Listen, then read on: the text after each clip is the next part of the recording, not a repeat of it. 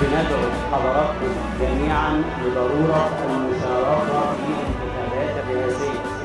لأن الانتخابات الرئاسية ديت هي واجب الوطني. انزل واختار وقول رأيك. إنه في سلسلة المؤتمرات الجماهيرية والعمالية والتي تنظمها النقابة العامة للعاملين بالغزل والنسيج بقيادة الأستاذ عبد الفتاح إبراهيم، يجب علينا جميعا أن نلبي النداء إذا ما دعانا الوطن، أن نلبي النداء وبنقول إحنا كعمال الغزل والنسيج بصفة عامة وعمال الغزل وشركة دمياط بصفة خاصة، إن شاء الله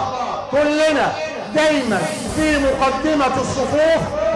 علشان نبرهن للعالم كله ونقول له ان مصر بتنتخب رئيسها رئيس الانجازات خلف الرئيس عبد الفتاح السيسي، لان هو ده الوقت اللي نرد فيه الجميل على كل اللي عمله، وبنقول له